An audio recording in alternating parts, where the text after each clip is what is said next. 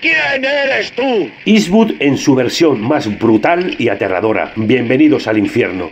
Un misterioso forastero llega a un solitario y polvoriento pueblo llamado Lago. En él, los habitantes viven con un oscuro secreto y se preguntan ¿quién es ese forastero? ¿De dónde viene? ¿Qué hace aquí? Y lo más importante, ¿qué intenciones tiene? Después de un tiroteo en el que el forastero mata a unos pistoleros que estaban contratados para proteger al pueblo, los habitantes le contratan para que le proteja de 3 despiadados forajidos que pronto saldrán de la cárcel, aunque una serie de acontecimientos hace que los habitantes piensen si ha sido buena idea contratar al desconocido. A principios de los años 70, Clint Eastwood ya era una estrella gracias al éxito que alcanzó con la trilogía del dólar en Europa junto al director italiano Sergio Leone. Y aunque pocos apostaban por la inclusión de Clint en la dirección de un western, en 1973 estrenó Infierno de Cobardes, siendo su primer western como protagonista y director, que posiblemente pasaría a ser el más oscuro en el género. Vuelve con el papel al que nos tenía acostumbrado, el del hombre sin nombre, un forastero de carácter duro, de pocas palabras, que llega a un pueblo lleno de cobardes para literalmente hacer que se desate el infierno. Aunque en esta ocasión el personaje es mucho más perturbador y violento con un fondo malvado, apareciendo de repente cual figura fantasmagórica y acompañado con el simple sonido de su caballo, que nos llevará por el asesinato de 3 pistoleros, una violación y con el control total del pueblo, exigiendo a sus habitantes todo tipo de cosas extrañas. Clint Eastwood con este personaje deja bien claro su falta de moralidad. No es exactamente el héroe que conocemos, es ambiguo y cruel, que no dudará en abusar de la gente del pueblo para conseguir sus propios intereses, explorando la ambigua moralidad de las personas y haciendo dudar los consejos de justicia y venganza. El personaje es mucho más complejo que el hombre sin nombre, y podría decirse que es una mezcla de los 3 forajidos de El bueno, el feo y el malo, llegando uno a preguntarse si realmente está para defender al pueblo, además de que puede ser considerado un fantasma o un ángel vengador, enviado para hacerles pagar por permitir un acto salvaje tiempo atrás, con una falta de reacción de los etiquetados como buenos ciudadanos